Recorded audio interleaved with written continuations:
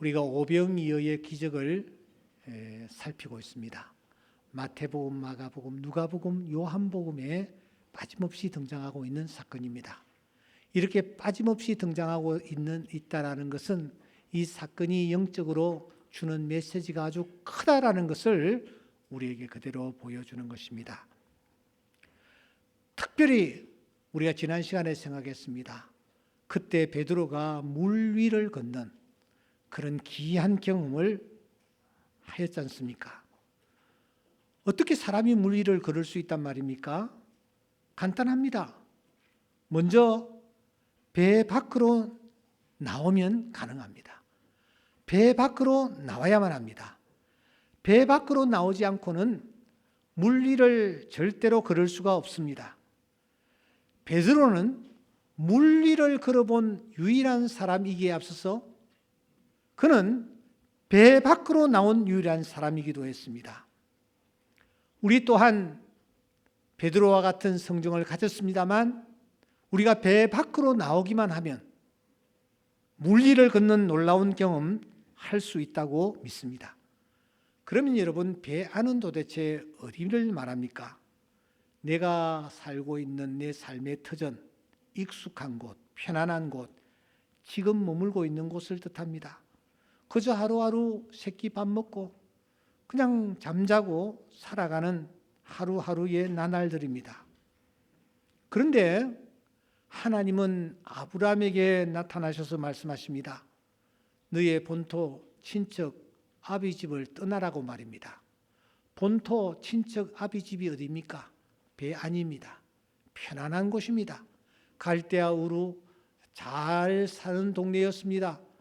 그곳에서 그가 생활하고 있을 때에 하나님은 너는 그곳을 떠나라고 말씀하시는 것입니다. 배 밖으로 가라고 명령하시는 것입니다. 그럼 배 밖은 도대체 어디입니까? 누가복음 15장에 탕자가 집을 떠났습니다. 배 밖으로 떠난 것입니까? 여러분, 삼손이 저 아래 블레셋으로 떠났습니다. 그가 배 밖으로 떠난 것입니까? 엘리멜렉이 가족들을 이끌고 베들레헴에서 모압으로 떠났습니다. 그가 배 밖으로 떠난 것입니까? 결코 배 밖으로 떠난 것이 아닙니다. 그러면 배 밖은 도대체 어디란 말입니까? 여러분, 마태복음 14장 28절과 29절에 보시면 배 밖이 어디인지를 우리에게 알려줍니다. 베드로가 그날 말합니다. 만일 주님이시거든 나를 명하사 물 위로 오라 하소서 하니 주님이 말씀하십니다.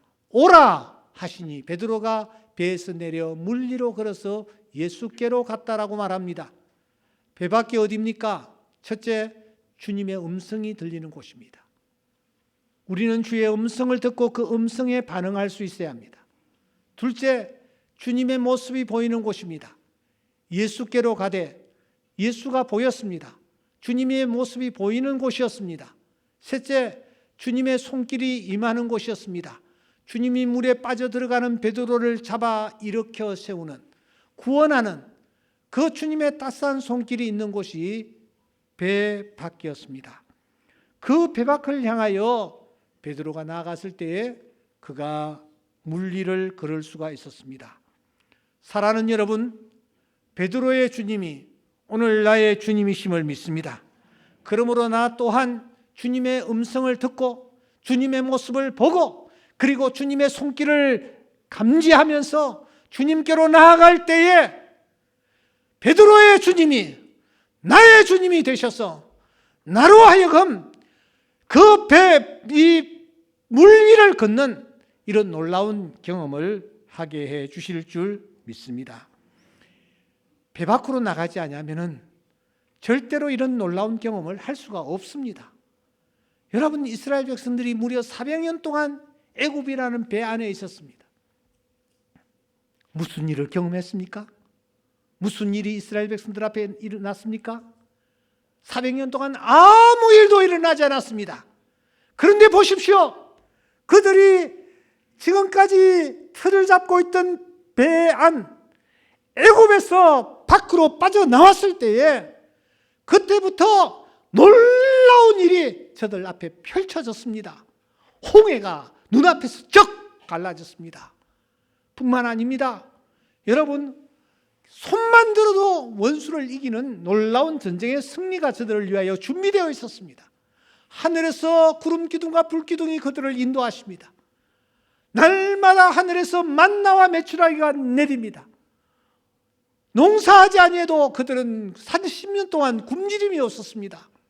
반석을 치니 반석에서 샘물이 터지는 놀라운 역사가 나타났습니다. 왜 그랬을까요? 그들이 배 밖으로 나갔기 때문입니다. 오늘 또 이 주님 살아 계십니다. 그 주님의 음성이 들리는 곳으로 나아가는 은혜가 있기를 소원합니다. 그 주님의 모습이 보이는 곳으로 나아가는 우리 모두가 되기를 소원합니다. 그 주님의 손길을 감지하며 그 주님의 손길이 있는 곳을 향하여 나아갈 때에 놀라운 경험들이, 기이한 경험들이 나를 통하여 나타나게 되어질 줄 믿습니다. 그 일이 있은 후에 우리 예수님 게네사렛 땅에 이르셨습니다. 6장 53절 이하에 보면은 그곳에서 어떤 일이 있었는지를 제가 요약해서 기록해 놨으니까 따라해 보십시다. 건너가 게네사렛 땅에 이르러대고, 따라하라고 하니까 왜 내가 따라하냐? 좋습니다. 그러면 같이 읽읍시다. 시작. 54절 배에서 내리니, 55절, 56절,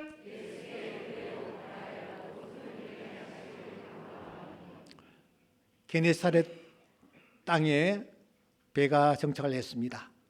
그 순간 동네 사람들이 예수님이 오셨다라는 사실을 알고서는 두 가지 큰 액션을 취합니다. 어떤 사람들은 침상채로 환자를 예수님께로 데리고 옵니다. 어떤 사람은 또 예수님의 옷가에라도 손을 대려고 최선을 다하고 있습니다. 그런데 여러분, 이 두 가지 큰 액션, 이 액션 속에서 우리가 많이 어디서 보았던 그림이다라는 생각이 들지는 않습니까? 바로 앞부분입니다. 여러분, 성경을 좀 여시기 바랍니다. 마가복음 2장 3절 이하에 보면은, 마가복음 2장 3절 이하에 보면은 사람들이 한 중풍병자를 네 사람에게 메워 가지고 예수께로 옵니다. 사람들 때문에 예수님께 데려갈 수가 없습니다. 그러자 그들이 어떻게 합니까? 지붕을 뜯어 구멍을 내고 중풍병자를 상체로 달아내립니다. 그래서 그 중풍병자는 어떻게 되었습니까? 넘어가서 5장을 잠시 열어보시기 바랍니다. 5장 25절에 보면은 12회를 혈루증으로 알아온 여자가 등장합니다. 그녀는 많은 의사에게 많은 괴로움을 받았습니다. 가진 것도 다 허비했습니다. 아무 효용도 없습니다. 도리어 더 중하여졌던 상황 속에서 27절, 예수의 소문을 듣고 무리 가운데 가까이 뒤로 와서 그의 옷에 손을 대니, 그때 어떤 일이 일어났습니까? 침상채로 실려왔던 그 중풍병자가 어떻게 되었습니까? 깨끗하게 고침을 받았습니다. 주님의 옷가에 손이라도 대겠다고 생각하며 나왔던 그 여인 어떻게 되었습니까? 깨끗하게 고침을 받았습니다. 이 소문이 온 갈릴리 지방에 퍼져나갔던 것입니다. 마가복음 1장 28절에 보시면 예수의 소문이 온 갈릴리 사막에 퍼지더라. 이 게네사렛 땅은 갈릴리 지방에서 중심 도시입니다. 그러므로 이곳에도 당연히 예수님에 관한 소문이 입에서 입으로 전파되었을 것입니다. 야, 세상에 이런 일이 있을 수 있어? 그 사람 있잖아, 그 김씨. 평생 동안 중풍병으로 침상에 누워 있었는데 그 사람이 예수님 앞으로 갔더니 예수님이 깨끗하게 고쳐주셨대. 그래서 그 사람이 침상을 메고 걸어서 집으로 갔다고 하잖아. 그 집에 영희 엄마 있잖아. 12해를 혈우증으로 고생을 했는데 하혈을 하여 너무 힘들고 고생했는데 재산 다 말아먹었는데 이 의사에 가면은 이렇게 하라 하고선 돈을 엄청나게 빼앗아가고 저 의사에 가면 아니다 이런 방법을 취해라 하고서는 그냥 돈을 빼앗아가는 그 일로 말미암아 다 돈이 허비된 상황인데 세상에 예수라는 분에 가서 옷가를 한번 만졌더니 그 병이 깨끗하게 고침을 받았다 하잖아. 야, 우리 저 동네 그 민수 아버지 지금 중풍병으로 누워 있는데 예수님께로 가면 되겠지. 저기 정산에 그 집 그 병으로 고생하는데 예수님께 가면은 되겠지. 이 병도 고쳐주시는데 저 병 안 고쳐주시겠어? 하고서는 사람들이 모두 다 예수님께로 몰려오기 시작하는 것입니다. 그런데 오면서 오늘 본문에 보시면 사람들이 침상채 메고 왔습니다. 사람들이 옷가에라도 손을 대기 위해서 예수님께로 다가왔습니다. 그때 어떤 일이 일어났습니까? 마가복음 6장 56절에 보시면 손을 대는 자는 다 성함을 얻으니라. 예수에 관한 소문, 그 소문을 듣고서 말입니다. 그들이 움직이기 시작했다는 것입니다. 주저하지 않았습니다. 그들은 반응을 했습니다. 여인들이 반응을 했습니다. 중풍병자들이 반응을 했습니다. 그러자 그 현장에 똑같은 일이 나타났습니다. 다 성함을 얻는 역사가 나타났습니다.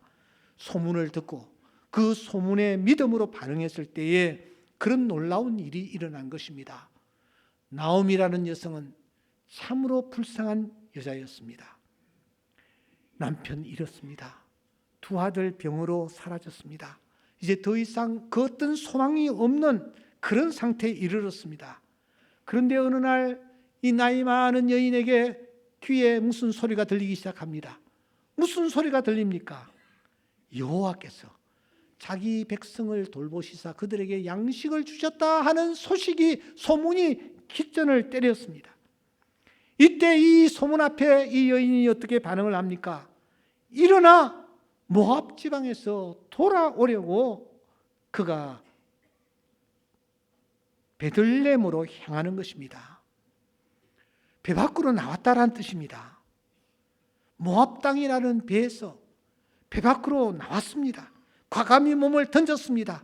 그때 어떤 일이 일어났습니까? 놀라운 일들이 그녀를 위해서 준비되었고 그녀를 위해서 마련되어 그녀가 전에 맛보지 못했던 놀라운 은혜를 입었던 것입니다. 사랑하는 교우 여러분, 믿음이 무엇입니까? 믿음은 하나님께 나아가는 것이라고 했습니다. 하나님께 나아가는 자는 반드시 그가 계신 것과 자기를 찾는 자들에게 상 주시는 이심을 믿는 것이라고 말합니다. 이 믿음이 어떻게 생깁니까? 들음에서 나온다고 말씀합니다. 그리스도에 관한 말씀을 들을 때에 믿음이 생깁니다. 그리스도의 말씀이 무엇입니까? 그리스도에 관한 소문입니다. 복음에 관한 아름다운 소식입니다. 이 소식이 내 귀에 들릴 때에 믿음이 뿌리를 내리는 것입니다. 그런데 오늘 성경은 이 믿음이 온전한 믿음이 되기 위해서는 반드시 하나님께로 나아가야 한다, 그렇게 말씀합니다. 행동이 뒤따라야 한다라는 말입니다. 야고보서 2장 14절 말씀을 기억하십니까? 믿음이 있노라고 행함이 없으면 그 믿음이 자기를 구원할 수가 없다. 2장 17절 행함이 없는 믿음은 자체가 죽은 것이다. 2장 20절 행함이 없는 믿음이 흙끝인 줄 알고자 하느냐? 22절 믿음이 그의 행함과 함께 일하고 행함으로 믿음이 온전하게 되었느니라. 게네사렛 사람들이 소문을 들었습니다. 예수에 관한 소문을 들었습니다. 그들은 무슨 그런 일이 있으려고 이렇게 반응하지 않았습니다. 어떻게 반응했습니까? 앞서 중풍병자처럼 침상째 메고 주님께로 나아가는 것입니다. 앞서 어떤 여인이 예수님의 옷가를 만진 것처럼 옷가를 만지기 위해서 주님 가까이 다가갔던 것입니다. 그때에 놀라운 일이 나타났습니다. 역사가 나타났습니다. 이 주님 오늘 또 살아 계시는 줄 믿습니다. 그리고 오늘 우리의 믿음을 주목하십니다. 인자가 올 때에 세상에서 믿음을 보겠느냐. 또한 지금 우리는 게네사렛 사람처럼 예수의 소문을 들은 또 한 일당을 만납니다. 이들은 침상째 나왔더니 고침을 받았단다. 옷가를 만지니 깨끗함을 입었단다라는 소문을 들은 사람들입니다. 그런데 여러분, 오늘 우리가 읽은 이 7장 1절 이하에 보시면 더 먼 예루살렘에서 예수님께로 나왔습니다. 바리새인들과 서기관들이었습니다. 겉으로 볼 때는 바로 앞에 무리들과 조금도 다를 바가 없습니다. 아니, 더 열심히 있어 보입니다. 저 멀리 예루살렘에로부터 왔기 때문입니다. 예수께 모여들었다 그렇게 말하고 있습니다. 그런데 사랑하는 여러분, 겉으로 볼 때는 갈릴리 사람들도 예수님께 모여들었고 저 예루살렘에서 온 바리새인들과 서기관들도 예수님께 모여들었습니다. 똑같아 보입니다. 그러나 완전히 다릅니다. 예수님께서는 그들을 향하여 나를 헛되이 경배하는 자라고 단정지었습니다.